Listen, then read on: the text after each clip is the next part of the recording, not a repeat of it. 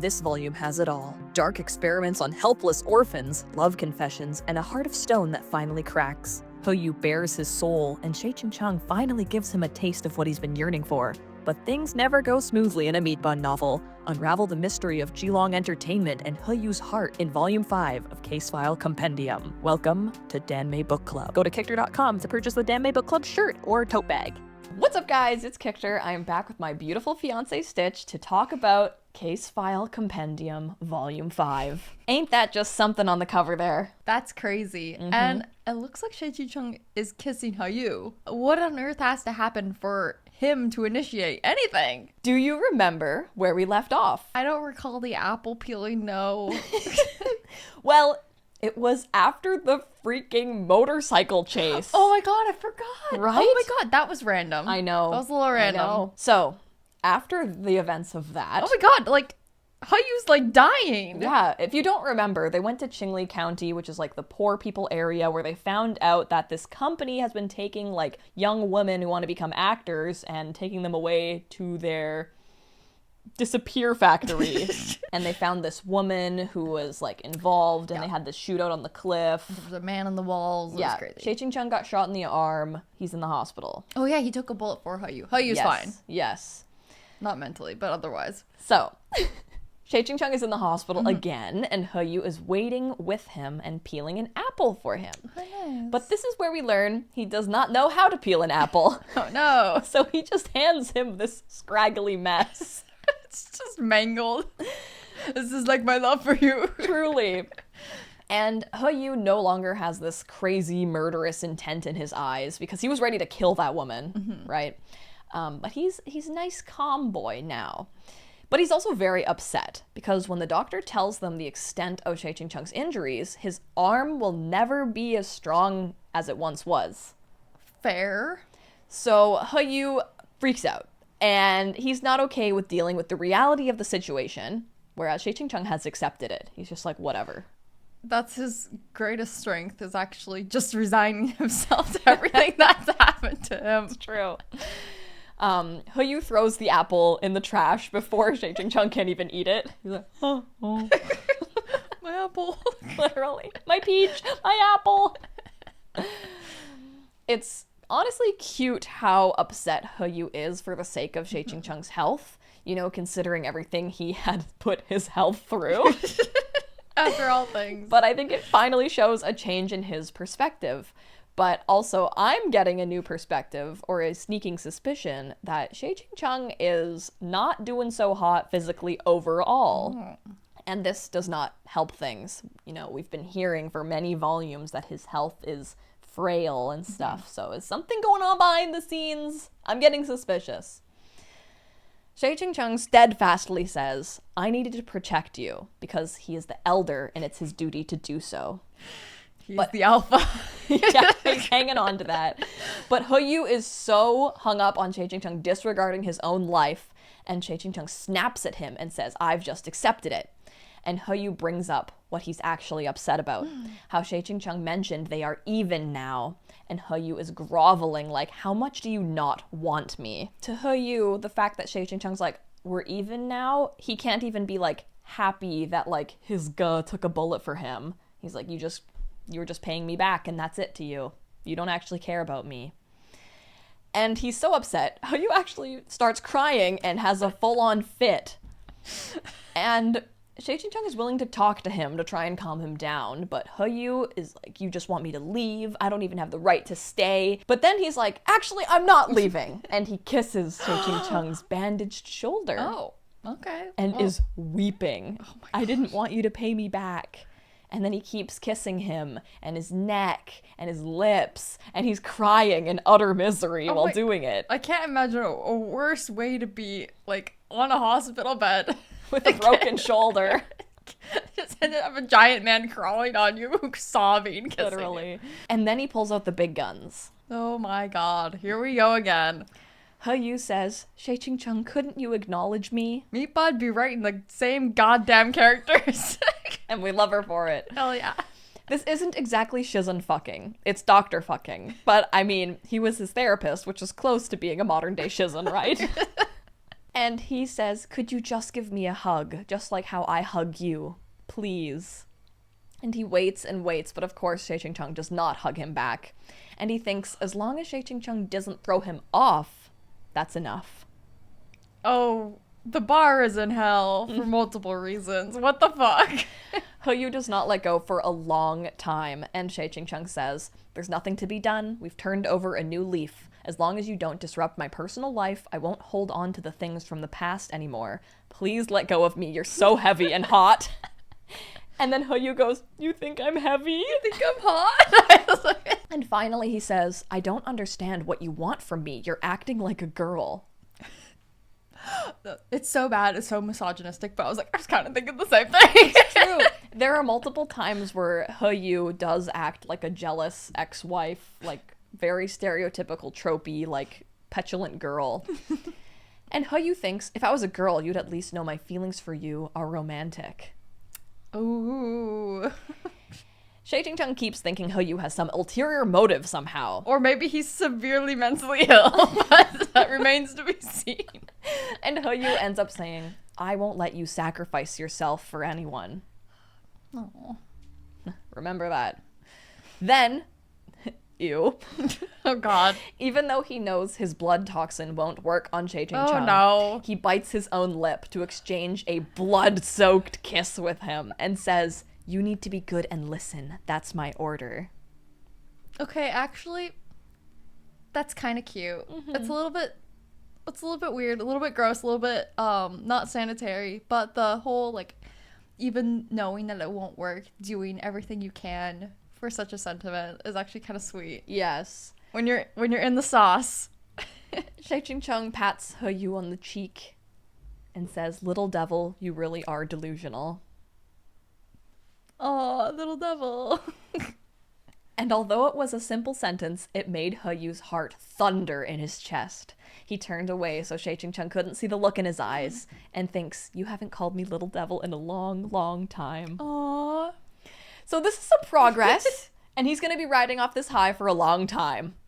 And after this, Hoyu is still shaken up about Shay Ching-chung being injured, so he calls his dad and asks him to find the best doctor for his own injuries. You know, he's like lying. And he says that his own arm is bothering him. And so his dad calls a doctor, and then his mom is like, why is Hoyu not talking to Anthony? Remember Anthony? Yeah, what's up with Anthony? His new psychiatrist, right? I don't know, maybe because psychiatrists don't deal with broken arms? I guess he's his, like, doctor or whatever. He can do anything. So, but then his mom is like, I wonder who Hoyu is with these days. And his brother, despite being warned about this, if you remember, Oh, yeah. at the end, he, like, saw Hoyu, like, making out with someone on the hospital bed. Mm-hmm. His brother says, do you ever think he's dating someone? Little shit. And Not his- even little dope, little shit. And his mom is like, my senses were tingling. It literally says, as a woman, she is sensitive to these things. Okay, Miba. My son is fucking someone's senses are going off. I do think parents have that sense. I do think so. So they hire an investigator to find out where Hoyu is. Or you could just ask him. No, he wouldn't say anything, but still. And then I feel like this is breaking like the fourth wall a little bit, or like it's just insane dramatic irony. Because Hoyu's mom is like, he's in Qingli country? Wasn't that where Lu Juju was from and where Huang Jilong had used the pretext of education to gather suitable human test subjects for the organization? Yeah, it was there, wasn't it? That's so funny you mention it. And the organization. Organization. Okay. The source of all of my problems. But Executive Duan, who's this mysterious figure that we know Hoyu's mom is in contact with, isn't worried about them snooping around there, confident that they wouldn't be able to uncover any clues about the organization. Then his mom gets a call from the investigator that Hoyu had visited Shi Shui in the hospital, and she's like, that's who he's fucking. Of course. But she also has this like prejudice against her because she's like okay looking and poor. God damn. So she asks for Hoyu's credit card information and finds out that Hoyu had spent millions of yen at a nightclub, which included condoms and lube. She got the itemized receipt. She did, and she also found that he bought condoms at the university convenience store. He's gotta be smarter than this, right? Like, he's gotta be like, you withdraw cash and then buy condoms. Come on! So now she's convinced that he's banging Shishui, but then she sees on some security footage that on a day that he bought condoms, he hung out with Shang-Chung afterwards. The math is not mathing. And she's like, what on earth is he doing with these condoms? Oh, hell yeah. The organization. So, no. Oh, sorry. That's wrong organization. Sorry. After a few days, Shang-Chung is all better, and they want to go back to the police station and report what happened to Zhang Jingfeng, who is Shang-Chung's parents' friend and the only person he trusts in the police department now. But He Yu is like, can you even drive with your arm? I'm coming with you. And Shang-Chung is like, I'll take the metro. And He Yu is like, the metro is so crowded with everyone jostling around, you want to lose your arm completely? And Shang-Chung here notices that He Yu is worrying for him a lot, and he thinks it's bizarre. So strange. He's definitely catching on that something is up with He Yu. He wasn't a kind person, so he's curious what his motives are. After everything, he's like, unfathomable that he would worry about me. Mm-hmm. Crazy. So Shang-Chung says, the metro at this hour won't be crowded, little master. Where is your common sense? And like, okay, with the nicknames? No. What next, baby girl? He's being a little warmer towards He Yu. The bar is in hell, but I can feel it. Anyways, He Yu is like, great, then I'll ride with you since it isn't busy. He Yu then does not know how to use the metro because he's not a dirty little poor person. And a 50-year-old lady has to show him how to use the app on his phone. Oh my gosh. And it says, at last, the auntie had taught the hacker how to ride the subway. And Shang-Chung had already gone through the barrier, and all he can do is watch and tease him and say, did you have fun? He's sassy. And He Yu says, it sure was fascinating. And he says, you are stubborn, little devil. And He Yu is so happy again to be called that, and he Little turns devil count. away to hide and school his expression. The next part is absolutely ridiculous. Okay. It turns out there was an anime convention nearby. Oh my god. So I was all the there. people- I saw them. All the people on the bus are cosplayers. They're not looking like this, though. They are women in short skirts. And Shang-Chung is Unheard of. horrified. Oh my and he God. wants to tell all the girls to cover up. God, I love this misogynistic man. And He Yu says, it's just cosplay, come on. I'll get you a police uniform and some handcuffs, and I'll teach you how to play. Oh my god, his deepest trauma. Stop that. But Shang-Chung is just like, I have a bad feeling about this, and says, no thank you. It's like, not getting the vibe at all. Yeah. Just sensing. I have a feeling that my butthole is in danger. It's like my senses are tingling. And since the train is now way more crowded with cosplayers, Shang-Chung wasn't one to fight for a good spot either, so he ends up grabbing the highest handrail with his bad hand. He Yu can't bear this, so he sandwiches himself between Shang-Chung and the other train goers so no one would touch him. I love a horny train moment, though. Me too, right? Classic. Shang-Chung doesn't notice, and the two of them stood in harmony. But it gets more crowded, and then He Yu is like, I fucking love the metro! Because now he is pressing close to Shang-Chung innocently, and his back is pressed to his chest, and poor Shang-Chung falls asleep. Oh no. Yes. Oh my god. Oh my god. And all the cosplay whores start talking about him. How hot he is, and how they want his number. And when the girls finally approach him and try to touch him, He Yu the fuck up, he's stops sleeping. them. And he types out on his phone, sorry, he's my boyfriend. No fucking way. And in the background of this picture, you can see Moran and Chuaning and Moshi and Gumong. Oh my god. But then the girls aren't giving up. So He Yu kisses the back of his neck right on his sensitive mole, which we now know is his injection site for his anti-dying disease injections. Jesus Christ. And then he looks at the girls and is like, yeah, believe me now. And then the girls leave. God, he's so cringy. And then He Yu is in his own little mind like, you know what? If Shang-Chung would let me, I'd totally fuck him in this train car for everyone to see. And finally they come to their stop. Those are inside thoughts. And Cheng asks him if he knows how to leave the station on his own. And Yu goes, I'm a hacker! And Cheng goes, a hacker who doesn't know how to enter the subway station. And Yu's inner thoughts go, is he flirting with me? The Lulu King. And Yu imagined tearing open his throat and kissing his searing blood. I think he's Raveny Darkness Dementia Way. That's the only explanation for this. That depiction was so disgusting for me. But also, he's like so into him. I'm just like, okay, yeah, I see it. I see it. Yeah, I get it. I get it. And then Yu says, that's enough. If you keep talking, I'll strip you and do you right here. What the fuck? Like, bro, I'm like, Cheng is just existing. Right. And you're thinking of ripping his head off and making out with his blood. He's just trying to use the train. But all Cheng does is pat his cheek again and says, now wake up, little devil. Your stop is coming up soon. Bye now. That is flirting. That is flirting. I know.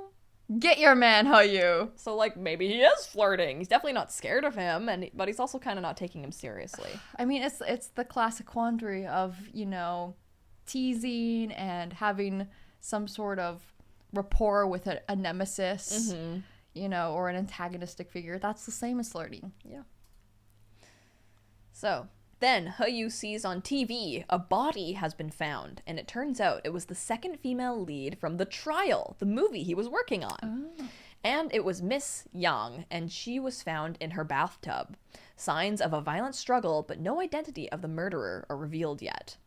So now, Yi had been found in the specimen tank on the set, and 2 girls had gone missing, and we know what happened to at least one of them. And now Mrs. Yang is found dead, and Yu realizes she was under Huang Jilong's company, the company that was taking people from the countryside. So now this is linked to that as well. And he hears that there was a video camera found at the scene of the crime, but it was stuck to the corpse currently. So the forensic team is trying to figure that out. Oh, that is just the worst. Oh, I don't like that at all. Yuck. And also, you may be wondering, how did Yu get all this information? He was friends with some investigator guy. Oh, of course. Yeah. So Yu is like, I gotta tell a police officer I can trust this info. So he calls Cheng's family friend, Zheng Jingfeng, who is currently chatting with Cheng. And when he hears that, he goes to the station. And here, Cheng, once realizing Yu is here, is just full of this condescending look. He's sitting back in his chair, smoking, just like, what is this about? Like, of course you'd follow me. But I kind of think it was hot. And then Yu starts coughing. Of course, he's dramatically opposed to smoking. And the police officer is like, oh my god, are you okay? And Yu's like, oh yes, it's just, I'm not accustomed to cigarette smoke. And just to embarrass Cheng, right? Like, of course, Cheng has this moment of like, what? The adults are talking. And then Yu's like, I'm just a baby. I'm just a baby with baby lungs. Then Cheng asks about the missing girls and finds out that there's been no update. And I really feel for him in this moment because he thinks about his own parents' case and how he was always waiting for more information and none came. And just picturing little baby Cheng hoping for info about his parents and getting none is so sad. And now he's just this sad, frigid man. Ugh. Yu then tells him that he saw Lu Yuju that night in Qingli County. And the cop is like, that's impossible because we found her skull after the explosion of the tower. Because remember, they ran into her and they're like, is that her? That looks just like her. It's weird. That was weird. What was going on with that? So we're like, I don't know. That's the mystery thickens. This is a extremely oddly specific meme that works so perfect. Okay. Hey Derek, you know what's always good for shoulder pain? What? If you lick my butthole. Ah, yes, the shoulder pain. I have a feeling that is going to be relevant. As they're leaving, Yu tells Cheng if he wants to see an orthopedic surgeon for his shoulder injury, and he's saying this very sincerely, that he would go to America with him to visit him, and he has it all set up. Aww. And Cheng is like, why are you treating me like this? And Yu just pleads with him, like, will you go? Like, please. And Cheng says, there's no need. I understand my own health. And this is where I bring up I think Shay Ching-chung's gonna die. Like, I think he has some fucking terminal disease or something. I mean, psychological Ebola's pretty fucking terminal, sounds like. But it's something different. It's like something he's hiding from Hoyu. Right. So they bicker about the time and money it would cost to even do that. And Hoyu is like, I would pay. And Shay Ching-chung is like, why would I spend your money? And Hoyu is so upset because he's like, it's another tit for tat thing. Like, it's not what that is. You wouldn't have to pay me back. I just want to do that. And Hoyu kind of like spills out very earnestly, like, whatever you're thinking, it's not what I meant. I'm sorry. And then Shay Ching-chung says, what exactly do you want? And Hoyu in his head goes, what I want is to fuck you. I want you, but would you give yourself to me? No, you refuse to give yourself to me, but you're still asking me. You don't know anything, yet you torment me anyway. And then he says, I don't want anything. You're a fellow psychological Ebola patient who endured the same suffering as me. Isn't that enough? Real demure, Hoyu. And Shay Ching-chung is like, I don't need your sympathy, but you, on the other hand, have a high fever. And he touches his forehead and looks at him like he used to when he was a little boy. And Hoyu is like, ever since Qingli County, Shay Ching-chung has been warmer towards him. And so Hoyu blurts out, would you come back and be my psychiatrist? You fool! You forgot to play it cool! You're gonna get rejected. And Shay Ching-chung is like, I don't know why you want me to come back so bad. Also, considering what has transpired between us, it would be inappropriate. Furthermore, I've got too much on my plate, and therefore I can't. He's like, sorry, that would actually be medical malpractice. Yeah. And Hoyu feels like he's 14 again, looking at the door to Shay Ching-chung's room, knowing he'd never open it again. And then Hoyu says, it's not like you're that great or anything. I just thought I'd ask, that's all. So pathetic. And then he goes home and takes 1 billion pills to try and God. control his emotions. And he even has a moment in the mirror to himself saying, why do you have to like him? Why can't you fucking let him go? Very dramatic. Very dramatic. I'm back in the fucking building again. Shay Ching-chung then visits Shi Shui, who has been in the hospital, because remember, she had been drugged with RN-13. Yeah, she has not been around lately. As he's leaving, a doctor bumps into him, and it's an old man who is a friend of Qin Xian, and he says, your sister is fine, but you need to remember about your own health. And then he gets cut off, and I'm like, I'm certain Shay Ching-chung's dying, man! Like, Shay Ching-chung then gets a phone call, and it is the cop he's been speaking to, telling him that Hoyu is at the Sky Night Club, Oh, the God. same place they had their first encounter. And then Shay Ching-chung thinks, who provoked Hoyu this time? Hoyu is in the club, and the hostesses are trying to entertain him, but none of the girls are getting his attention. So, Oh no. a la Land of the Tender, they bring in a man. A man with peach blossom eyes. And Hoyu is really drunk, and he asks him to stay with him. And this host is pulling out all the stops. He wants all the tips. So he spills his drink on himself so he can take off his shirt and show him his chiseled chest. Oh my god. But the spilled wine reminds Hoyu of the night with Shay Ching-chung. And then the man touches Hoyu's leg. And Hoyu slaps the shit out of him and tells him to get the hell out. Okay. Well, that's a little bit rude. And he starts freaking out because he sees the man's bare chest and the wine is dripping down it and it's making him think of that night, and he starts going crazy. And he thinks back, and he's thinking of Shay Ching-chung so much, he thinks of the book that Shay Ching-chung had left him when he was just a child, and how it wasn't just an illustrated volume of rare diseases in the world. It was actually the armor and sword forged in his own blood and tears that could conquer psychological Ebola. Because remember, Shay Ching-chung couldn't tell him he also was a fellow psychological Ebola haver. He just gave him this book that was like, maybe there's someone else there in the world that has a rare disease, just like the story in this book. Leaving behind this blood-stained treasure for that tiny fledgling dragon he'd walked on alone, bound by duty to never look back. He gave him all that was left of his blood, transformed into an everlasting rose. He left it in the guest room, hoping the young child would catch a whiff of the rich fragrance that was life itself. Like, but damn, Meebun, that was poetic as fuck. Truly, it really was. Truly it was. If only they could communicate with each other and not through poetry, things could be different. Then, Shay Ching-chung bursts through the doors. Oh my god. And grabs him and is like, oh my god, what are you doing? And Hoyu realizes why he can't get over Shay Ching-chung and why he was able to get over Shi Shui so easily. Shay Ching-chung had given him everything. After he fell in love with the sun, he also fell in love with every inch of its brilliance. Only after that star itself burned out would the flames of his love finally turn to ash, and for the rest of his life, he would never be able to love anyone else so passionately. Aww. Right?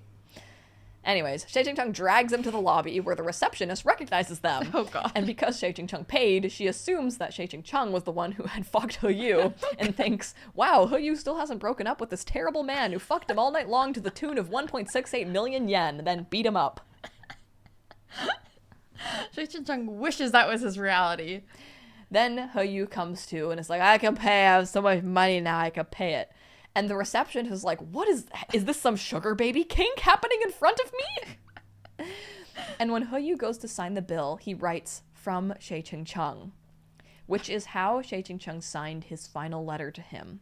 And he was thinking about it so much in his drunken haze that he signed Shay Ching Chung's name. So this isn't legally valid. Remember this. Remember this. Mm-hmm. Okay. Absolutely nuts content warning for extremely graphic self-harm. He Yu is now with Shay Ching Chung in his car, and because of his illness, he needs to see blood. Like, he is having a full-on psychological Ebola meltdown. Mm-hmm.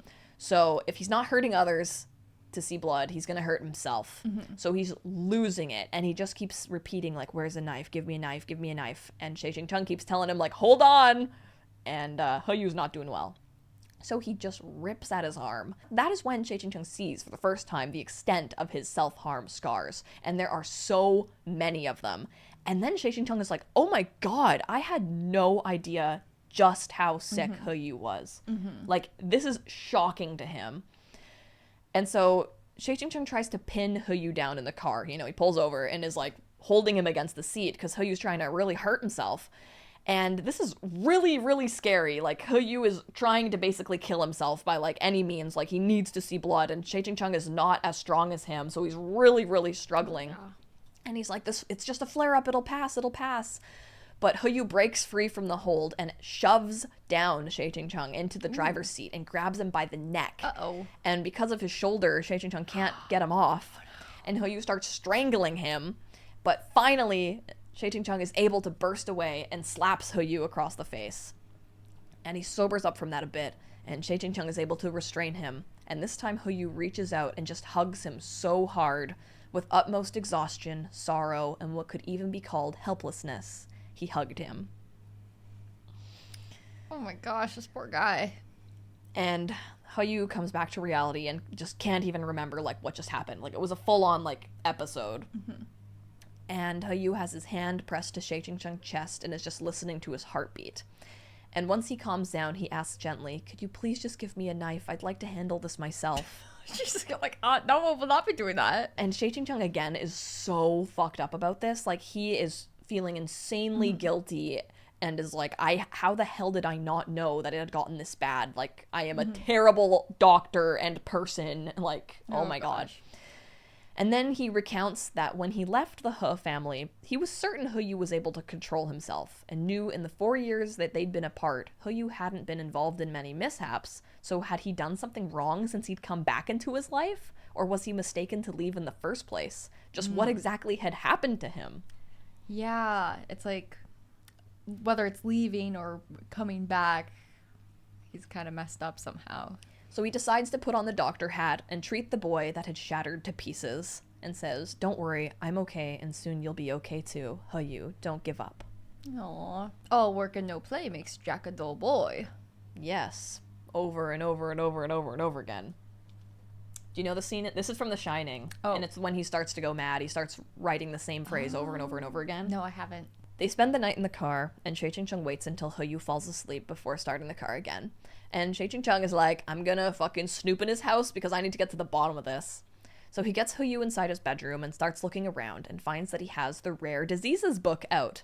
And then a gust of wind floats a piece of paper that was stuffed in the book to him, and it was a medical report.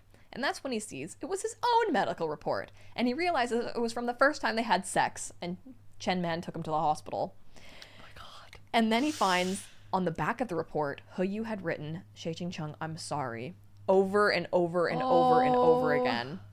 But it's done in different pens, as if he'd jotted down the sentence at different times. And then the housekeeper tells him that they knew Yu was taking a bunch of pills, but at least it was better than falling out of windows. And Cheng is like, what? And the housekeeper's like, yeah, he seemed so happy one day, and he even cleaned out that old room of yours like 6 or 7 times. And we asked him if a guest was coming, and he said yes, but then no one ever showed. And then he fell out the window. Oh my god. Okay, this is so juicy though, because Cheng is like, oh no! He really is obsessed with me, like for real, and Yeah. he's so unwell. Then Cheng realizes he thought he was coming back, and he remembered Yu had sent him texts like, I'm sick, over and over, but Cheng had been so disgusted by him that he thought he was just boy crying wolf. Now that he'd uncovered the truth, he couldn't put his feelings into words. Around 1 in the afternoon, Yu wakes up and screams, Cheng! And Cheng surprisingly is still there in the room.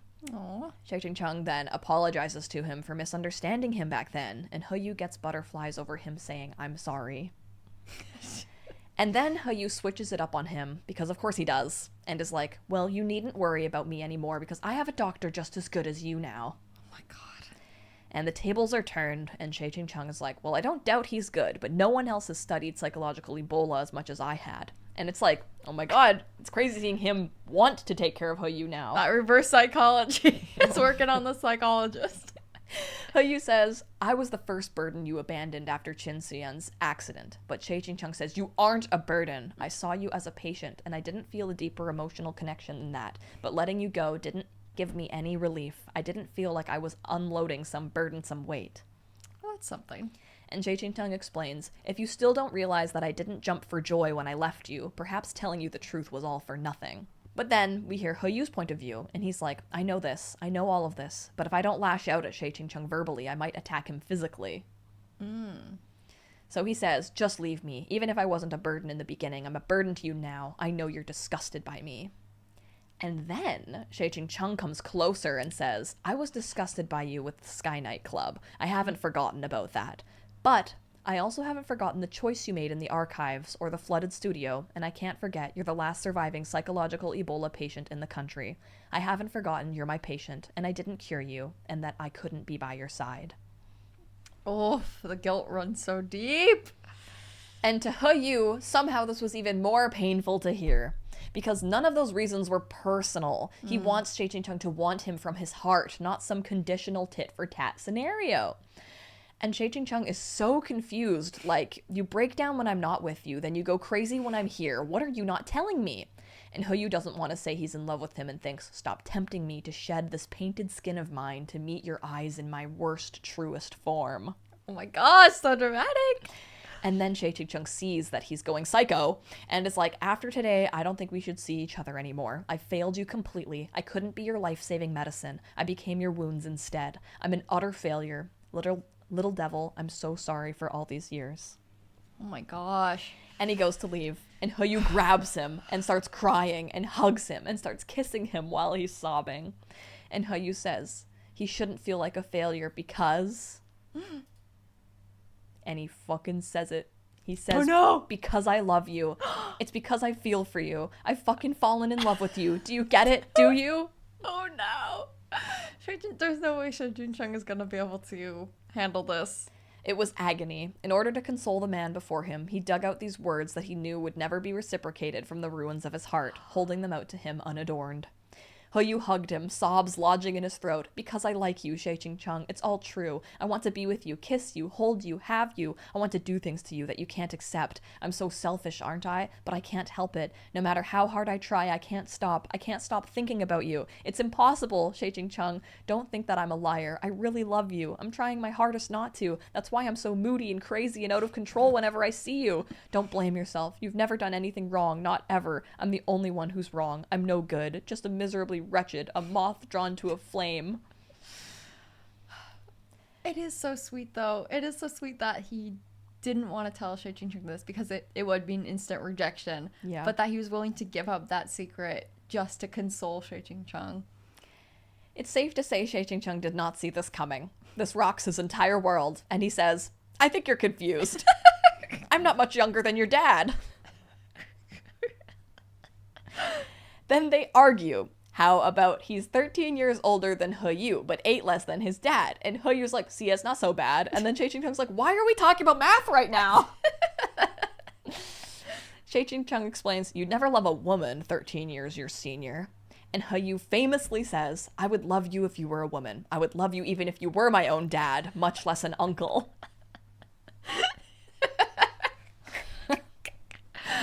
Okay. And Chung famously replies, listen to me, Yu. First of all, that example you gave me just now is called incest. Even though I'm neither your uncle nor your father, your hypothesis is inherently flawed. You shouldn't have these kinds of thoughts. And Yu just says, see, I was right. You really don't believe me. And Chung says, do you know what love is? And Yu says, it's the way I love you. Oh, that's cute. And Chung says, love is responsibility, restraint, and family. None of those things are possible between us. This is why you're divorced, Chung. And Yu tricks Chung into saying I love you by asking him to repeat what he'd said to him before this conversation. And he's like, I love you? And Yu says, me too. That's so unserious. And Chung is like, I'm trying to have a serious conversation with you. And Yu honestly says, okay, I agree with what you said, but what about I love you and I like you? Where does that fit into your definition of love? The most important part of love is I love you. Without those words, it's nothing at all. You need to have love before you can talk about responsibility. Otherwise, it's charity. That was your relationship with Lee Rochio. Oh. You didn't love her at all. Who are you to tell me I don't understand love? Shut up. He's so foul for bringing that up. Right? Despite all this, Chung still says, what you feel for me can't possibly be love. You've imprinted on me like a baby bird. And then he pulls out the homophobia and says, you're straight. Two men being together, I think, is inherently wrong. Yu says, oh yeah? Then the wrongs you and I have committed together should condemn us both to death 18 times over. Oh my god. Chung then says, so let's avoid a 19th time. He's like, I'm not gonna talk about the amount of times we've already went there. Let's just not do it again, okay? That didn't mean he gave up, though. With you, I'd be willing to be condemned to death any number of times, Yu insisted. If reincarnation exists, I'd gladly die with you 1,000 times, 1,000,000 times, as long as in one of those lives you'll believe that I really do love you. Which is so grandiose. But, like, imagine you're Chung and he's just like, and Yu's just saying these things. You're like, you're crazy. I just watched you, like, try to kill yourself. I'm not gonna believe anything you say. Yeah. Eventually, after lots of back and forth, Yu declares the only option is for Yu to begin courting Chung. Chung doesn't exactly agree, but the conversation was extremely muddled, and it seems like Yu has the idea that they're going to begin courting, so Yu can prove that his love is real. Oh my god, and he's just like, you know what, it's harder to argue with you, so whatever. Yeah. Wait, stop, I remember this part.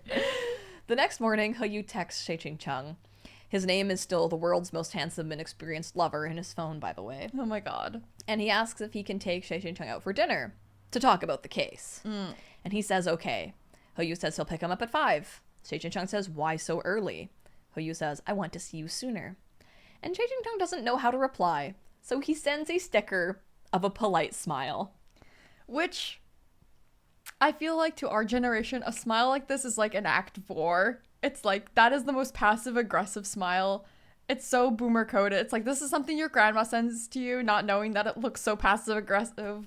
And there's a line about how Yu doesn't care that if anyone else his age saw this emoji, they would have their own ideas about it. He knows that it's his Chung's way of showing affection for him. So he's like, I will take all his awkward emojis. A little crumb. Delicious. Chung doesn't know. And it's like he could have left him on red, but instead he didn't. That's beautiful. Congratulations on your amazing new engagement ring and your fiance. The next scene is Chung visiting Shui at the hospital again. He's being very sweet and makes her a little fruit parfait, and Shui accidentally lets it slip that she's seeing someone, but Chung doesn't catch on. We knew she was seeing that guy Wei Dong Hung from a while ago, so I guess it's more serious now. But he's away in the army, and she's very worried that Chung won't accept their relationship because he is silly and Chung is serious. Oh no, my fiance's so silly. And this is so funny because Chung is with Yu. Who is so silly. Anyway, Shishwei starts talking about the future, and they banter, and she starts talking about wanting to go out with his new future wife. And she says, you'll definitely find an amazing wife that's perfect for you. And Yu pops up in his mind. Oh my god. And then he's like, oh, I have to go. I'm sorry, having gay thoughts. I have to go. Then he notices Shishwei is wearing a ring on her finger, on her, like, engagement finger. As you can see, I have one on. Oh, for example, for reference. And he says, take that thing off. People will think you're married if you wear a ring on that finger. Oh my god. And she's like, oh my god, he's so dense. He doesn't realize that, like, this is, like, a promise ring. Like, Wei Dongheng had given it to her and promised when he came back from the army they would get engaged for real. So, yeah. More eggplant, please. Female sex drive shown to surge up to 380% after switch to vegan diet. They have a date at 5. 4:30 rolls around and Yu is at Shei Cheng's door. And Shei Cheng is like, why are you here early? And Yu says, I wanted to see you sooner. But then Yu also says, how nauseating. This is the truth, though. Like, He's like giving himself the ick. literally. Just can't help it. But Shei Cheng is like, I'm not gonna argue with him. He'll figure out his love isn't real soon enough. Oh my god. So Shei Cheng says, I'm gonna go change. But actually, he's going to take a pill because of his poor health. Oh! And he hadn't been taking care of himself lately and has been coughing and dizzy. And like, once again, I knew it. I know he's gonna die. Then when he comes back from taking his pill, he is wearing the same clothes. And Yu was like, what the hell? Just no effort given. I love that. Shei Cheng then starts to smoke. And Yu says, if you smoke, I'll kiss you, to get him to stop. And he does stop. That's so funny. Then Yu drives them to a really fancy bar, the kind of place you take your sugar baby to. And it's definitely not the place two men would just have a chat. So Shei Cheng refuses to go in and finds them another restaurant, a stuffy, old-fashioned tea house. The least sexiest place he knew.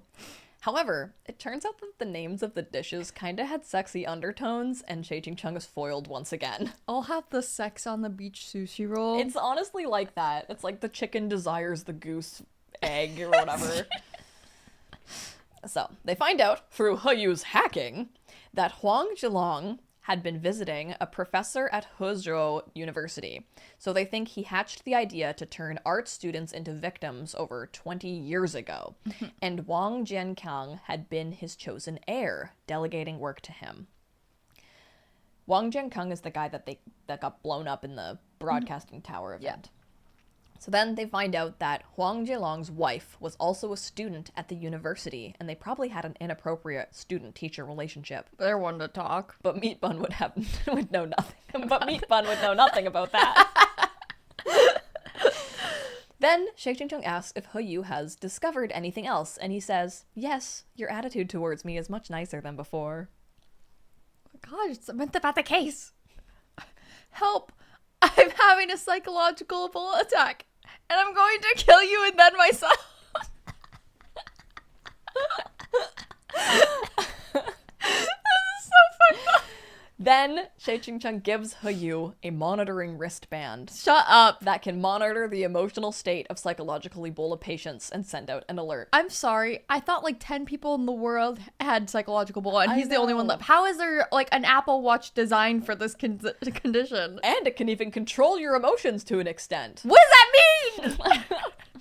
He then tells Yu to wear it all the time except in the shower. And Yu's like, why? Isn't it waterproof? And Shei Cheng's like, no, it's waterproof. And then Yu says, okay, then I'll wear it even in the shower because you gave it to me. God. Oh my god. He makes my teeth hurt. Shei Cheng pressed a hand to his forehead. Yu, can you please be a little more rational and think about what I said again? You don't love me. Furthermore, it's impossible for me to love you.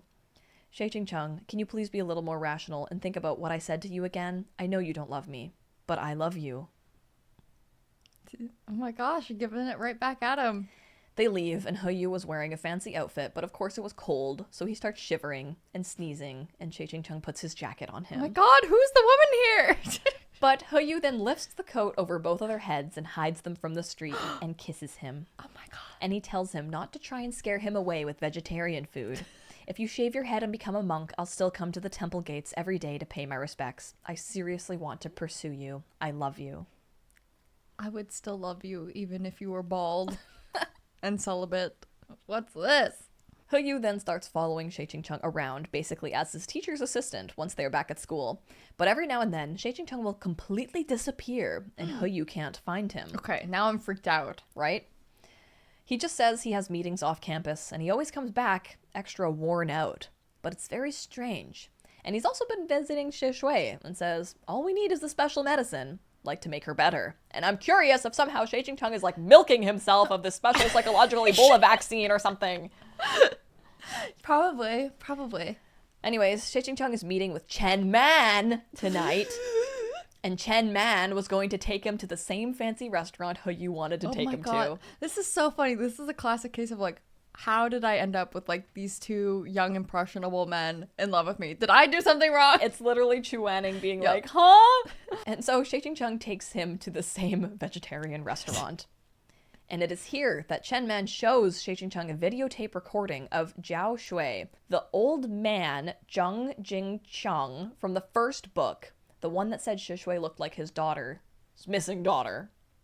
Okay, so in the first book, there was like a crazy old man that recognized Shui and was like, you're my daughter, you're my daughter. Right. This guy is Zheng Jingcheng. Okay. He had a daughter that went missing. Right. Her name is Jiao Shui. Uh-huh. That missing daughter is on this videotape. Okay. Thank you. So she recorded this while being locked up in the basement of Geelong Films. Oh, shit. And it is actually a laboratory where missing men and women are being used as science experiments. But then the video has a cut in it, and she says, that's why so many people are locked up here, most of them young women. Okay, so, wait, so how did Chen Man get this film? Or we'll find out. Okay. It's very suspicious. Because it's already been tampered with. Yes. And he's showing Shay Ching-chung, like, a recording on his phone of the recording of, you know. Okay.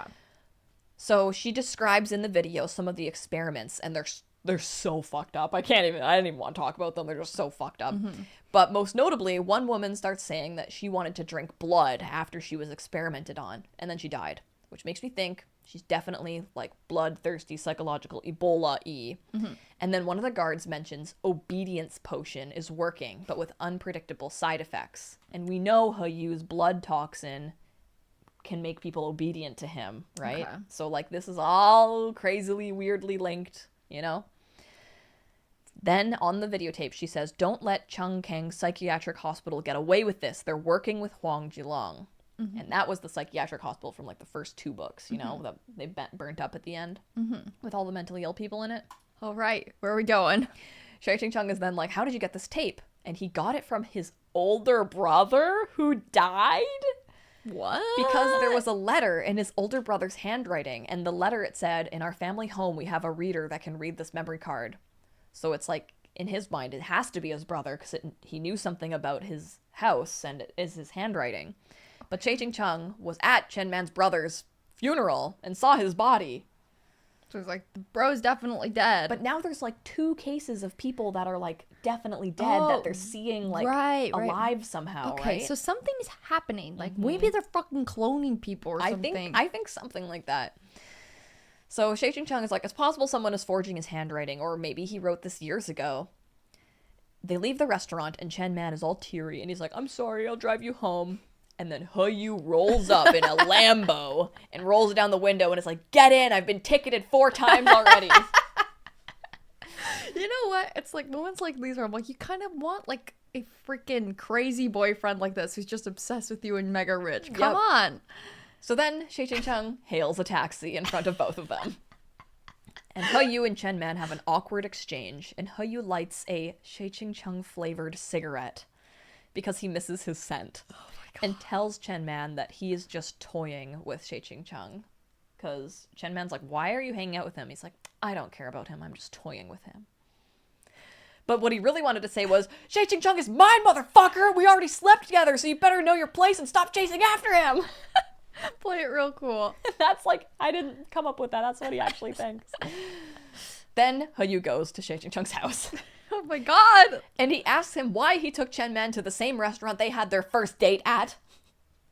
Oh my god. And then Shay Ching-chung says, listen, there's no way there are 2 young men lusting after their uncles. And this reminded me of our house so much, because we know Chen Man does actually have a crush on Shay Ching-chung, and Meat Bun refers to Yu as concubine He. After Shay Ching-chung tells him they aren't dating, so he doesn't owe him his location at all times. Anyways, Hoyu convinces Shay Ching-chung to let him sleep over at his dorm, and Shay Ching-chung is like, fine, go shower first so I can have some peace and quiet. And then we get an ominous note that Hoyu didn't notice the bruising around Shay Ching-chung's wrist from handcuffs. I'm sorry, what? What?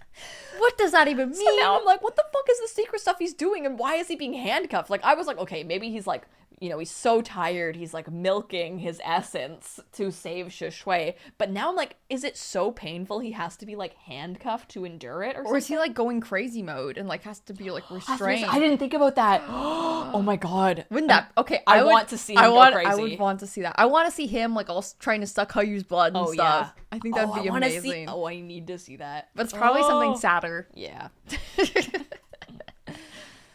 Okay. Oh, here we fucking go with the bullshit. Hoyu is having a very lustful shower at Shay Ching-chung's house using his shower gel. He sees a handprint Shay Ching-chung left on the glass and covers it with his own while jorking it. He also didn't bring a change of clothes, so Shay Ching-chung gives him some of his own, but not his underwear. Shay Ching-chung's mind immediately goes to his dick. He's like, no, he can just be commando. It's not like I'm gonna see it anyways. It's like, bro, why are you even thinking about that?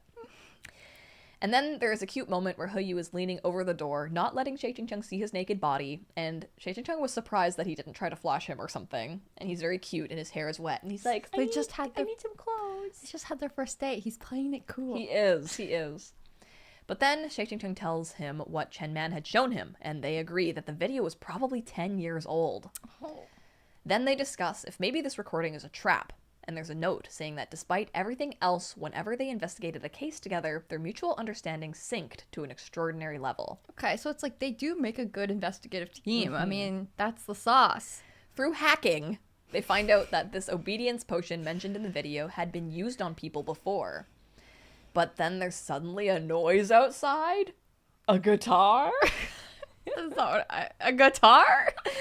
They look out the window and candles are set in a heart shape and a hired band was playing a love song at midnight. And the song changes and the performance of My Heart will Please go no, on. not my heart goes go on. My heart cannot go on like this. What the fuck? It is once again Celine Dion, My Heart Will Go On, and it is dedicated by Mr. He to his Rose. Happy birthday, Miss Rose. Shut the fuck up. Is it Shay Ching-chung's birthday? And Shay Ching-chung says these students are getting stupider and stupider burning their cash. And then Hoyu says, I'm sorry, Gaga. I guess you didn't like it. Then fireworks go off, and Hoyu says, this is why I tracked you down tonight. I wanted to be with you. I planned it a long time ago. Happy birthday, Ga. He's like, how do you know my birthday? And he's like, I also know your social security number. Funnier, Shay Ching-chung goes, today isn't my birthday. Oh my god, what? But then Hoyu says, I know, but this was the day you defeated death and returned to Moyu Alley. And Hoyu said he went and talked to the aunties in the alleyway and how when he came back, no one said thank you for coming back. So he wanted to make it up to him and tell him that even if Chin Sian is no longer here, you have me to understand you in your entirety. Ga, this is a birthday only I can celebrate with you. I know we're facing many obstacles, unsolved cases, and dangers, but look, there are also beautiful fireworks outside, and you still have me.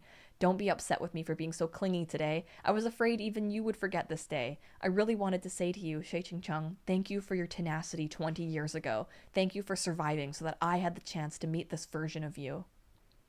Okay, that's actually really sweet. And Shay Ching-chung just feels pitiful for Hoyu. And Hoyu just keeps saying, do you like it? Do you like it? Did you like this? I planned this. Do you like it? And Shay Ching-chung had known the sickly child for over a decade, and rarely had he seen so much light in his eyes. Unexpectedly, a part of his heart of stone cracked and shifted. It took him a few seconds before he realized that this was an emotion called regret. He said nothing. He obviously didn't, but who wanted to play house with some kid? But the strange thing was, after such a long silence, he found himself still unable to deliver this verdict to Hoyu's face. Had he really grown more soft-hearted as he grew older? Shay Ching-chung averted his eyes from Hoyu, reluctant to hurt him in the face of such sincerity. Aww. And then Hoyu kisses him, and Shay Ching-chung doesn't struggle, but also doesn't respond. And it was a peaceful kiss, which is rare. And for once, instead of kissing a block of ice, it felt like cool water, and it makes Hoyu cry. This is how I feel trying to lavish affection upon the Shibas. Yeah. It's like, look, she's not struggling. She loves it. Hoyu asks him if he will kiss him just once, and Ching says no. And then Hoyu brings out a cake. Oh my god. And this is crazy. It's not even his birthday. It says Ching was still traumatized by the last cake Hoyu gave him because he was allergic to mango. But this cake is from a place he knew from his childhood. Hoyu gets Ching a cake from a shop he knew from his childhood called Ruby. And Hoyu realized that Ching was prone to nostalgia because Ching got that milk tea boba and was like, I used to get this as a kid all the time. And Hoyu's like, he likes things that he got as a kid. I'm going to get him a cake that he got as a kid. God, he's using his stalker powers for good? For manipulation. And he also got him a musical candle. Oh my god. And Ching had gotten one of these before when he was 8. And he says, turn off the lights. Stop! It actually works on him. That's so cute! And Hoyu says, I knew you'd like it. Look how smart I am. Oh my god, don't blow it. And Ching watches the candle and even smiles faintly. Oh, he has so little joy in his life that he has, like, just scraps of happiness. Like, I remember when I was happy once, when I was 8. Yes. And Hoyu kisses him gently and says, I hope you and I can have a happy family and home together. Because that's the song that the candle was singing. And then he says, I'm waiting for you to sleep with me anytime. Why does he have to oversell it? Like, I feel like, you know, there's this whole, he's like, I'm crazy, I'm manipulative, I'm like this mastermind genius. Like, couldn't he be like a little bit more effective or like a little bit more subtle? He can't help it. And I think that's what makes him so endearing, because if he was like genuinely like frighteningly manipulative, that would be like a problem. Yeah. But instead he's just like an absolute idiot. Yep.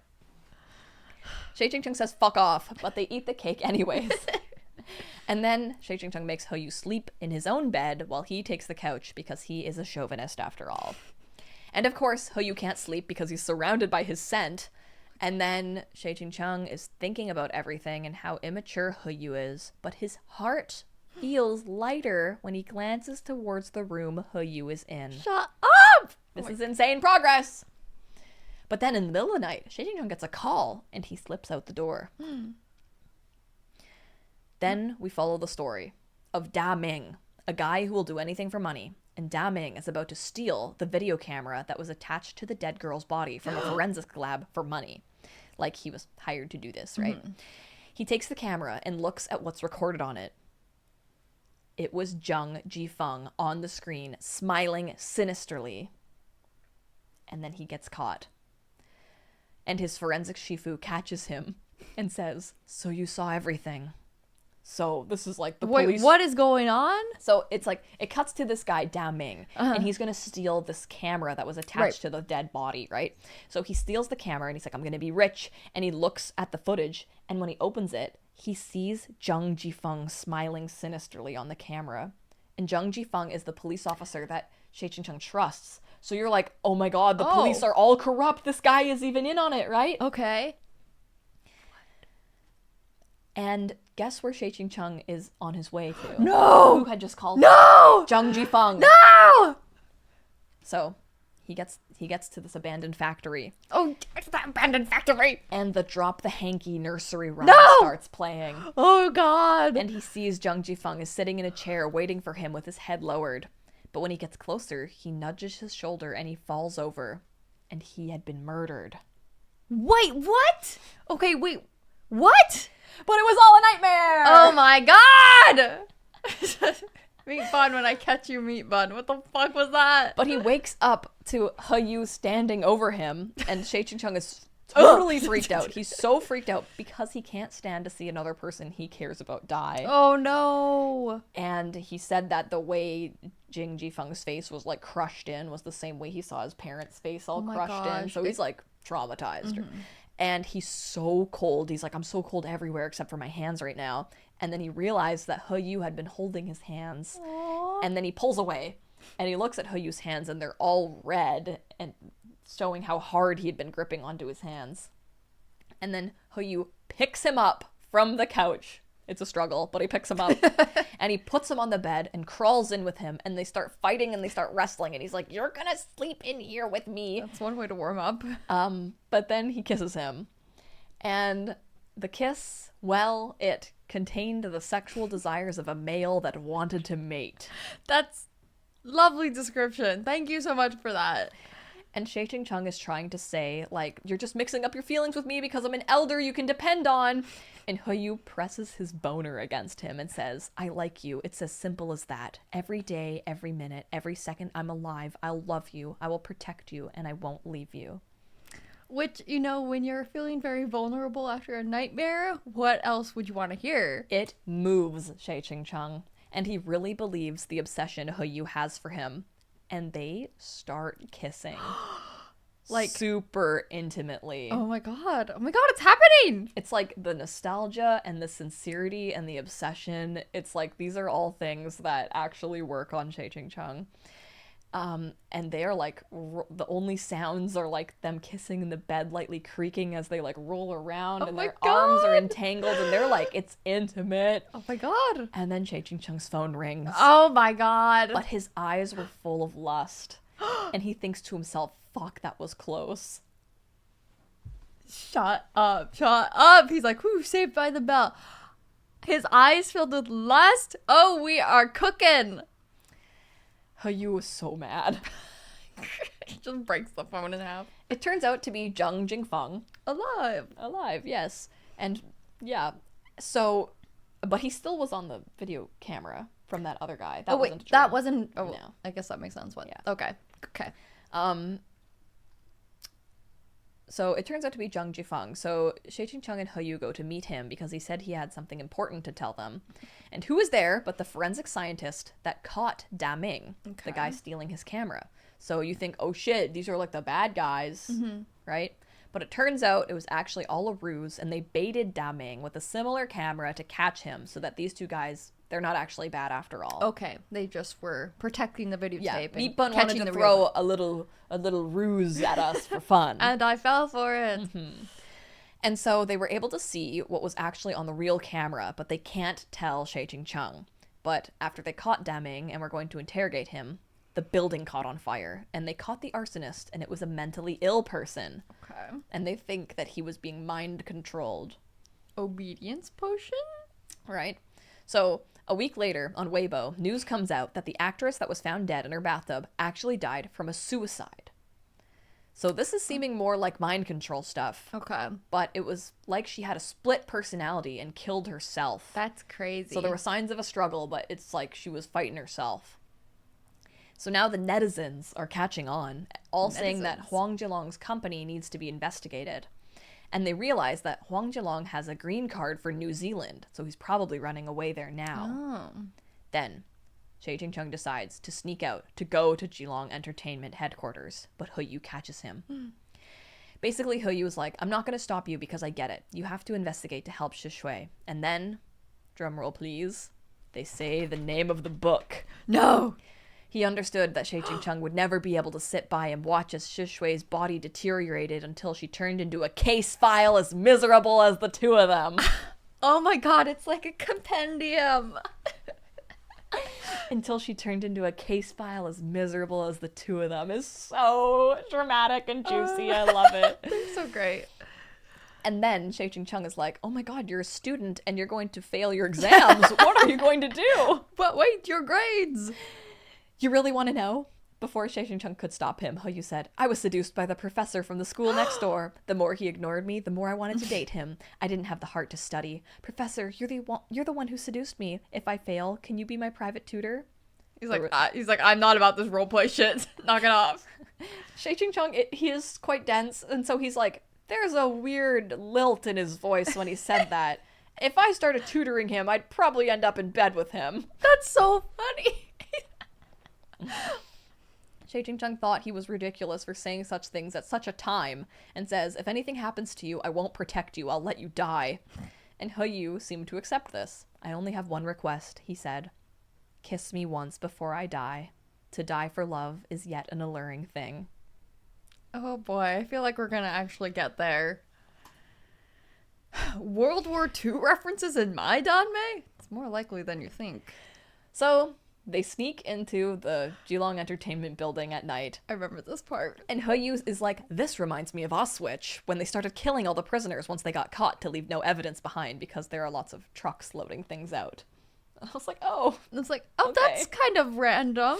Yeah. So there's all these trucks being loaded out, and they want to see what's in the truck. So Yu calls up a guy and is like, crash into one of these trucks so we can see what's in there. So this guy does it. He crashes into a truck. And what's inside is sea sand, which is apparently just common to have in construction, but very easy to hide bodies and obedience potions in. Oh. So they don't learn anything from that. But there's trucks like loading shit out the whole time. Okay. Yu then devises an ultimate hacker plan to get into the building, despite the high voltage fence keeping them out. I feel like Xie would not have gotten far without him. Right? Xie realizes that this plan Yu starts enacting once they get there to take down the fence and all the stuff would have required quite a lot of forethought. And he's like, when did you start thinking of this? And Yu says, the moment you were told of this video, I knew you were gonna want to go there, so I started thinking of the plan then. Okay. That would get Yu in my pants instantly. I would be like, oh my god! Like, you planned a masterful plan for me? And Xie is really touched and thinks, if I was a girl, how could I resist his sincerity? Right? Too bad it's wasted on a man like me. Oh my god. That's what you think. Oh boy. So Yu hacks the fence. They lure the guy in charge of watching the fence down to get a cappuccino. Yu calls another guy DoorDash. He called the DoorDash. Literally. And Xie immediately climbs over it. He's really good at hopping fences. I guess in his youth of investigating crimes to try and find who killed his parents, there were a lot of fences. But Yu is not so good at climbing fences. It was kind of cute. He gets like nervous at the top and he's like, fuck, I can't figure out how to get like my leg over. And Xie is very calmly like helping him. He's like, it's okay, like move your right arm up and you got this. And it's like, it was kind of sweet. Aww. But then they're like, oh fuck, the fence is gonna turn on. You need to jump now. And so Yu jumps off the fence into Xie arms. Aww. And Yu gets up. Xie is trying to hide how much in pain he is. And Yu looks at him and says, you're so cool, Gaga. You're so cool. He's like, yep. My shoulder's still like shot. Literally. Then we find out that Xie is very good at picking locks because his neighbor's uncle worked making locks for 30 years. And he had asked him how to pick them. Up! Shut the fuck up! No, he didn't! No, he didn't! You just thought of that just now as you were writing it, me, Bun. Shut up! I would more believe that Yu knows how to pick locks because he's a little shit like that. He had been doing too much recently, okay? Yeah, Xie needed to do something. I get it. Don't worry, it's Yu's turn. He cracks a biometric door. And Xie starts thinking sappy thoughts about how working with Yu reminded him of working with Qinghcheng, and that things are easier with Yu here. Oh, see, now Yu is reminding him of his adopted dad, which yeah, which cancel the dads in the equation cancel out. Oh, who's getting crucified? Yeah, so they end up finding this scary lab where they think they were storing the obedience potion, but everything had been emptied. There are bloody scratches on the walls, and they realize that they are in a gas chamber. Oh. And Yu was like, this is just like Auschwitz. And then you find out that he's like, yeah, I took like a summer vacation to Germany, and it was awful. It was so sad there. Or did Meat Bun take a summer vacation to Germany? Yeah. So they find out this is like a torture experiment room, and there's a cage in it, and like tons of fucked up stuff. So Yu finds some scratches on a wall that were signed and from a girl that he went to school with. So it's like recent. And she was also an orphan, and she went with Wang Zhenkang and was brought here. And that's when they realized that this is where Zhao Shui recorded her video, like in this exact room. So for Xie this is very interesting because this proves that Wang Zhenkang had been murdered, you know, in the broadcasting thing. He was actually murdered by an unmanned truck that exploded. And that is the same way that his own parents were killed. Right. So this immediately ties everything they're doing now to his parents. So he's super invested now. And so they go into the next room and find a body hanging from a cross. And it was Chen Man. The fuck are you doing here, Chen Man? But he's alive! Oh, good. But they realize that he probably tried to sneak in here to find out information because he thinks his brother is involved with this, right? And the only reason they didn't kill him is because they could use Chen Man as a hostage because his dad is this really important higher up guy. These guards arrive, and so Shay Ching Chung and He Yu hide, and they come up with a plan on how they're going to take down the guards. He Yu sets up a signal jammer so they can't call anyone or use their pagers, and then they take out the guards and they take down Chen Man. They try to get one of the guards to explain what's going on, but once he starts to talk, he suddenly dies. Okay. And they realize that the guards are wearing ankle monitors with an injection device in them that will kill them instantly if they start to spill any information about Huang Zhilong. So it's like listening to them talk, and it even says, "Die, traitor," before killing them. Not die, traitor. That's from the ankle monitor. Yep. Okay. The trolley problem. The person can choose to divert the tram from the main track, saving 5 people on the track, but killing the worker on the other track. I mean, this part's crazy. It's okay. This is what I remembered most from the book when I read it the first time. I feel like the lever is key in this. The lever is very key. Okay, so the remaining guards start setting the place on fire. Okay. And we get to the lever sequence. This basically there's a staircase that has to have someone pull a lever for it to come down. It's like an emergency staircase. So someone below needs to pull a lever for a person to get up the stairs. So there's 3 of them. That means only 2 people could go up the stairs. The final person would be stuck because when you let go of the lever, you can't go up the stairs. Which is a terrible design for emergency stairs. Immediately, Chen Man is like, "I'll die. You go, Ga. I'll stay here." And Shay Ching Chung yells, "Don't Ga me. Get the fuck up here." Yes, sir. And then Chen Man is like, "He Yu, get down here and grab him." And He Yu is like, "Say less. Goodbye, Chen Man." He's like, competition takes itself out. Let's go. And then Chen Man says, "They injected me with something. I think it's gonna make them control my mind. So just let me die before I do something bad." Okay. And then Shay Ching Chung and He Yu were like, "Oh shit, they probably gave him RN13 like they did Shi Shui. Oh no. And he's gonna get psychological Ebola." So to calm him down, Shay Ching Chung tells him, "What they injected you with isn't gonna kill you, and we're gonna fix it." It's something worse, honestly, but that's neither here nor there. And Chen Man says, "You're just saying that. Like that time you lied to me and said that my brother might come back if I stopped being so depressed." Okay, hold up. I'm sorry, isn't he like a medical professional? Isn't that probably the worst thing you could tell someone who's like grieving a lot? Like, yeah, just stop being sad and he'll come back. Okay, I'll try really hard to just push that trauma down and then all of my problems will go away. Oh no, that didn't happen. Now I have more trust issues. There is a line where it's like, you know, Shay Ching Chung grew up in the police station, so he knew Chen Man when he was really young, and so Shay Ching Chung would have been really young, and he said he used to placate children by lying to them, but he grew out of that. Yeah, oh, thank goodness. Okay, I need you to know that this back and forth about the lever, about who's gonna stay and who's gonna die, goes on for a very long time. Until Chen Man says, "I would die to keep you safe." And Shay Ching Chung is like, "I'm not just gonna sit here and die. I'm gonna find another way out. But if you don't get up those fucking stairs, I'm not moving and I'll fucking stand with you till the bitter end." All these stubborn, stupid men. But He Yu is so pissed at that. He is so jealous. Yeah. He grabs Chen Man and says, "We are not doing this." Because he's so jealous Shay Ching Chung Only said I'm that. allowed to die for Shay Ching Chung. He Yu says to Chen Man, "I know you love him, but Shay Ching Chung isn't gay." And he shoves him into the door and closes it. So now he's stuck down there with Shay Ching Chung. If I can't have him, no one can, but chaotic good. Saddest scene in Toy Story 2. Oh no. When she loved me. Yes. Yeah. Then Shay Ching Chung is like, "Are you insane?" And then He Yu says, "Yes, I am insane. You've known this the whole time." And then he bites his own lip till he bleeds and kisses Shay Ching Chung deeply and says, "I command you to get out of here," using the blood toxin. Which famously doesn't work on him. However, he forced so much blood down his throat, Oh. It starts to work. Okay. He Yu pulls the lever to the ramp, and Shay Ching Chung can feel his body being drawn towards the exit because of the blood toxin. And for the first time, he can't break free from He Yu's control. And He Yu says, "Leave this place and forget about me."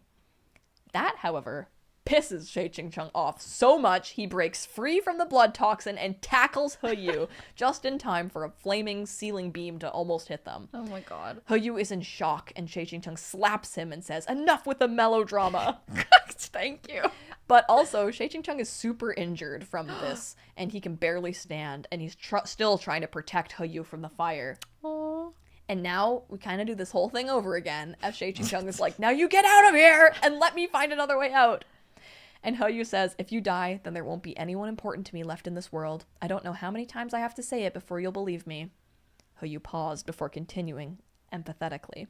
"You're not expendable. I can't live without you. I can lose my life, but I can't lose you. If you want to die, then we die together."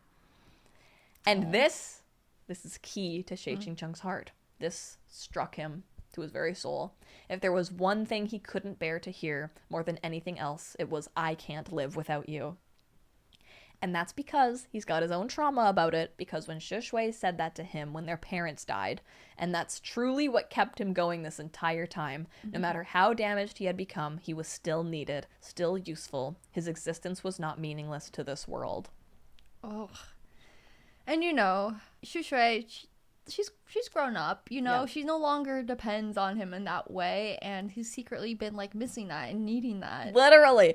Since Shishui was grown up now, she didn't feel the same way. She could do stuff on her own, and Shay Ching-chung sees himself as a patched-up teddy bear that pulled himself together to care for her, but now that he wasn't needed, it hurt to admit.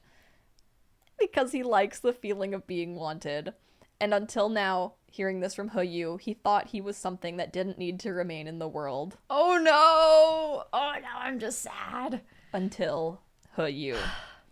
"You are the one, Shay Ching-chung. You are the only one. I can use my life to prove my sincerity, that what I say holds no trace of deception. I would die with you and have no regrets." Shay Ching-chung, an old teddy bear that no one needed, regarded Yu in silence. Oh my god. Nobody expects a woman? The smoke is rising in the room, and they both start coughing and getting dizzy, and Yu starts rambling about the afterlife and saying things like, "If we survive this, please date me."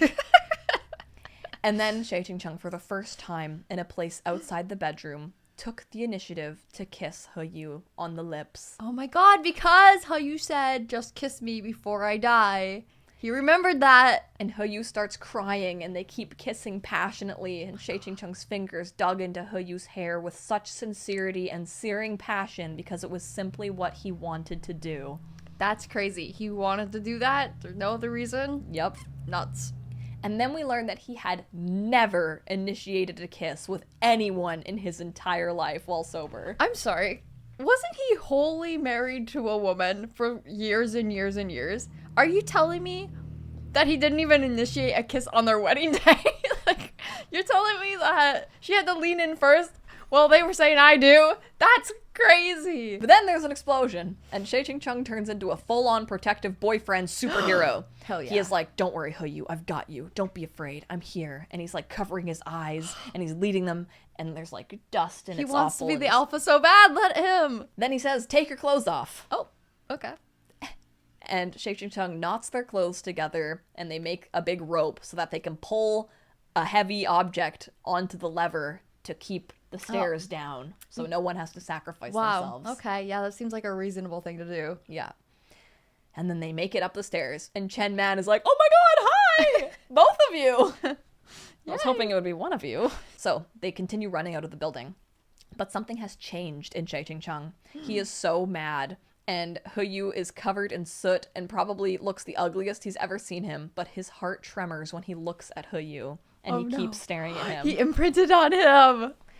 And then they run into Zheng Liping, the instructor from right. Huzhou University, who'd been on the run, and they hadn't heard from her since the broadcasting tower incident. If you remember, she was kind of known as being like a whore. She wore like red heels. So she's in on this as well. Then we cut to where Huang Jilong is. He is waiting for his men to bring him Chen Man. And we also learn that he is eager to cut ties with that Zhuan bastard. And if the atrocities he committed on that man's behalf came to light, he'd get the death penalty immediately. So very curious, because we know Huyu's mom is working with Zhuan. So everything is definitely connected. Then, Huang Jilong gets a call from his secret lover. Zhang Liping, his most devoted believer and his right-hand woman. But then we find out she has actually been a double agent this whole time and has been secretly leaking info to the police. Oh my god, she's their informant? Mm-hmm. And she was Zhang Jifeng's informant. oh my gosh. And so she's not a whore. She She's was not. just slept her away as a spy. So she was the one who killed Wang Jinkeng. So she is a murderer, but she was like, those pieces of shit deserve to die. And now, okay, this part can get kind of confusing, but I'm going to explain it. Okay. There was, on the island, He Yu and Shay Ching-chung had their weird little date with the cave on. There was like a book there that was like, Wang Jinkeng is suspicious and all this stuff. And it was signed. It was signed by a certain name, okay? Zhang Liping says, I was the one who wrote that to prove to you guys how long I've been in on this. Like, I wrote that notebook. And I signed it JLP, my initials. Then they're like, no, it was signed Zhang Lan Pei, not JLP. And then she's like, okay, yeah, I did sign it that, but it was still me. And they're like, wait, what? And then He Yu's like, wait, I think she's tricking us, and like pulls a knife on her. And then she like Black Widow twists it and like fucking puts him in a headlock and is like, I swear to God, I'm on your side.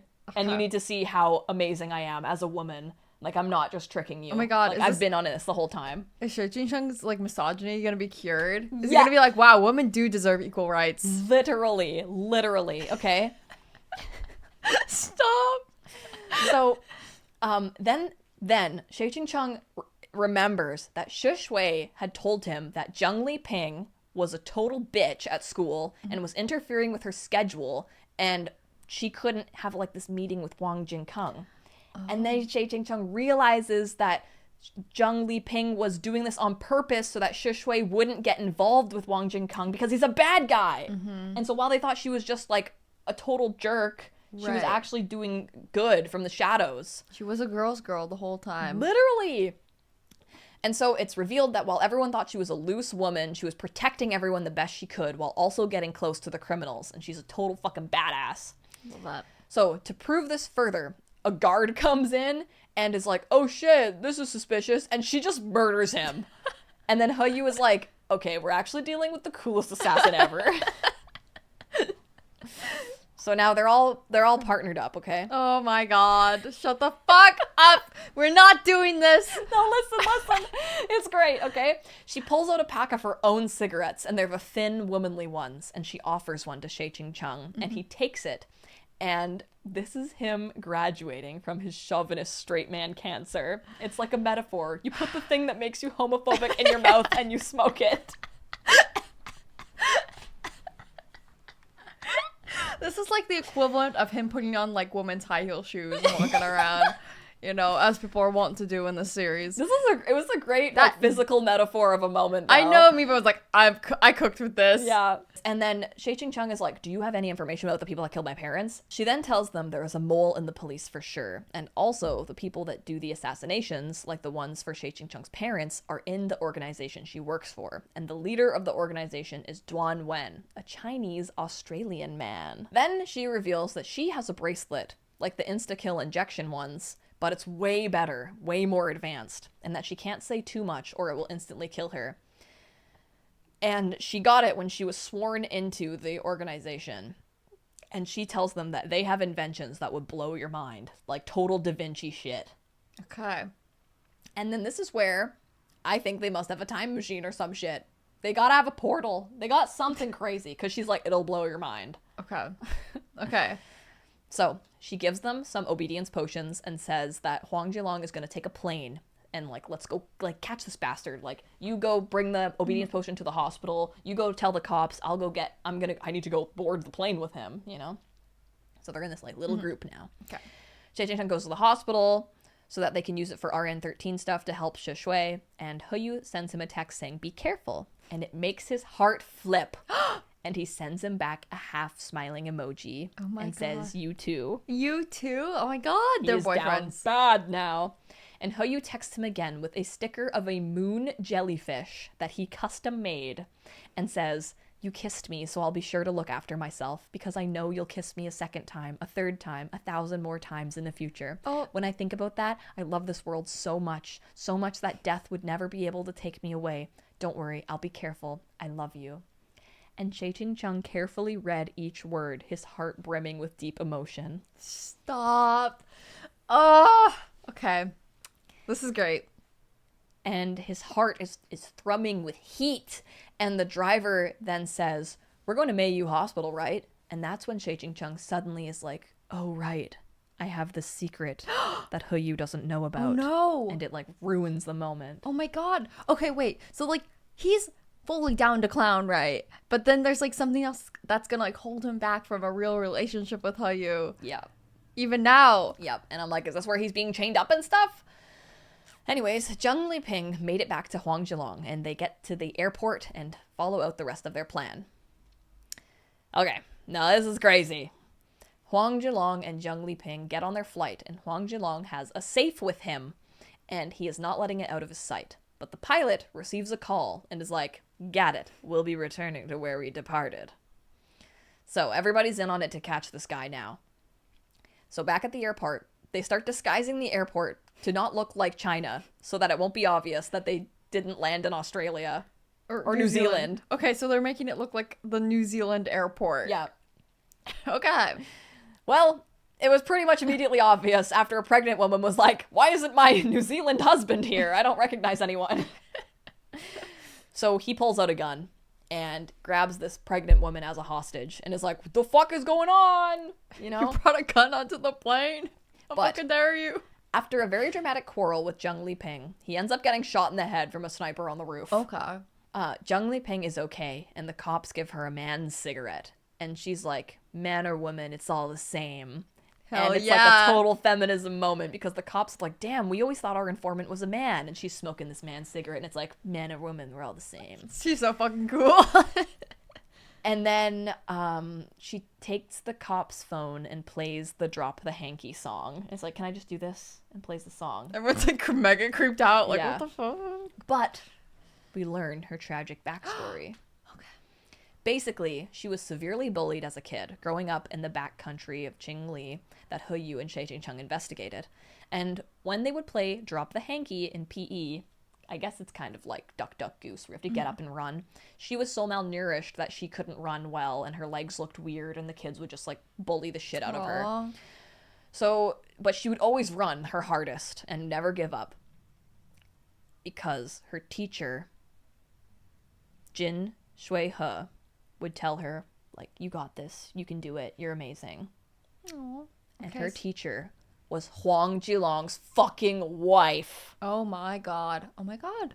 So she looked up to this teacher so much as the kindest lady in the world that would always cheer her on, even when all the children made fun of her, right? And this lady, this incredible lady, had an idea to help these kids in these shitty villages to have opportunities to go to good art schools. And her husband was the one that was like, "Yes, let's do it," and got so much funding to make it happen. And she was like, "Wow, my husband is amazing. I can't believe he actually got this to work," when really he's been kidnapping these kids and fucking experimenting on them. So her teacher was the best. And her teacher was also the one who taught her that men and women are the same, and also taught her that smoking is cool. We love a Shizun. But she didn't want this little girl to smoke, but that's where she got the idea, because her teacher smoked. Yeah. Her teacher was the one who gifted her a red dress as her graduation present. And as we know, she always wears a red dress and red heels, right? Okay. So as a little girl, to return the gift, she wanted to embroider something for her teacher. Oh. What is it with meat bun and embroidery as the best gift ever, right? Anyways, so she worked day and night to finish this embroidery, and when she finally finished it was actually pretty late at night, so she was like, I gotta go, I gotta give it to my teacher right away. So she goes to her house. She witnesses her teacher fighting with her husband, and she had found out what her husband had been doing to the children, and is calling him monster, and is just like horrified, like it's the most disgusting evil in the world. And then she sees Huang Jilong murder her. He stabs her right in the belly, and she's like, Oh my god. yeah.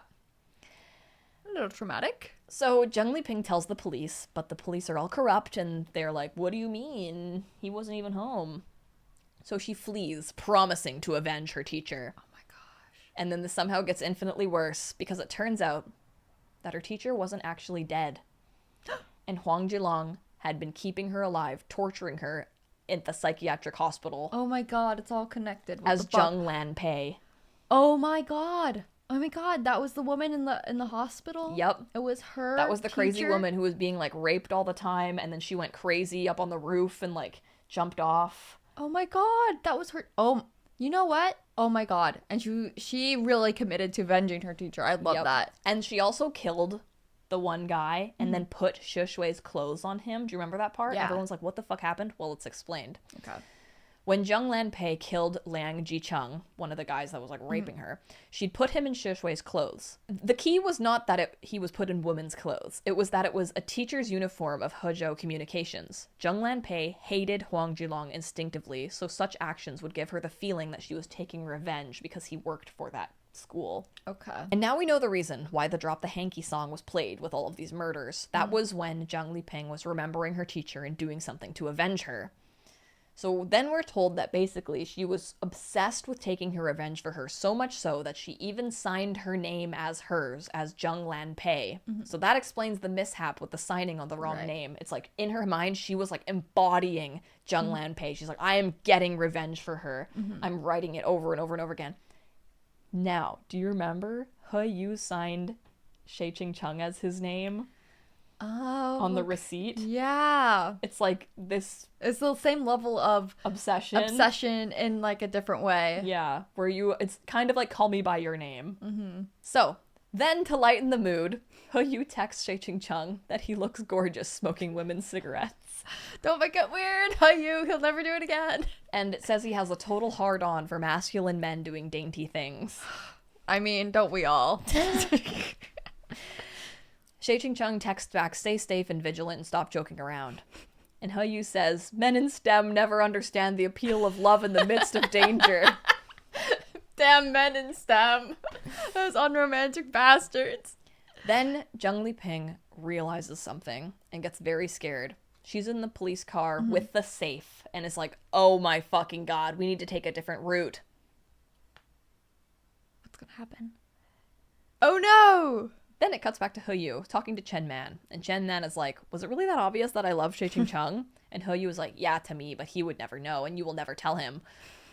And He Yu says, to me, it sounds like you're confused. He's old enough to be your uncle. And says to him exactly what Shay Ching Chung said to him. That's foul. I love that for him though. And Chen Man says, I know a normal person like you wouldn't understand. Oh yeah, so normal. But then there's an explosion on the highway. Oh shit. A self-driving vehicle and a ghostly masked figure appeared and grabs the safe from the fire and disappears. Okay, I don't know if we needed the ghostly masks. The but ghost that's masked guy calls Duan Wen and says Zheng Liping is dead and the safe has been reclaimed. Shit. Well, now we're not gonna get anywhere. And now we're in Australia. We're in Australia? And Duan Wen is with a little boy with red high heels. Odd. Remember him from... He was the one that Yeah. had the two girls that were like in the maze. Yeah, that was odd. And, you know, gender expression, do what you will. I do think that he is an old lady in a small child's body. Yeah. So Duan Wen and the little boy explained that they were tired of Huang Zhilong anyways, and that they were the ones who killed He Yi, the guy found in the specimen tank on set, and got everyone suspicious of him in the first place. And they're like, Okay. we're glad to be done with him.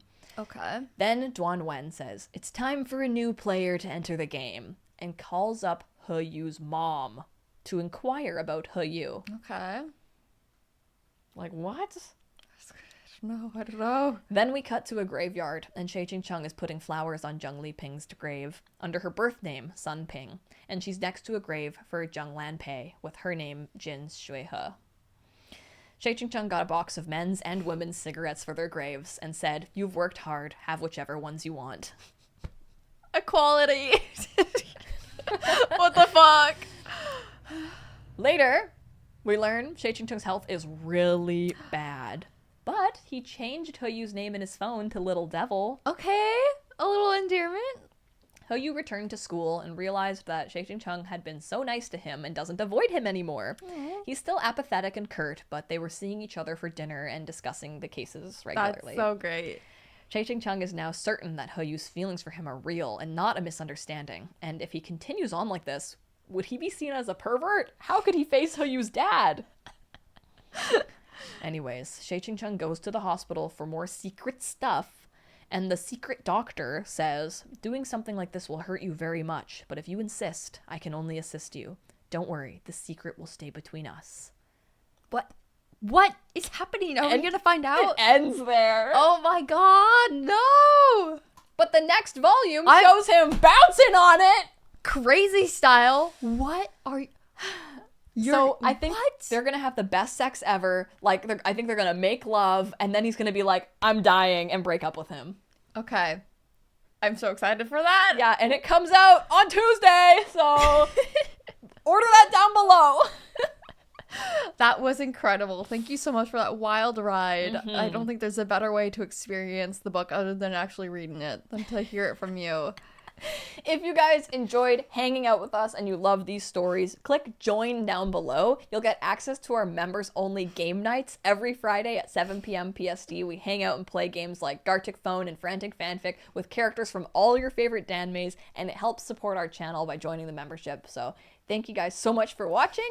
Be sure to subscribe and click like, and we'll see you next time. Bye!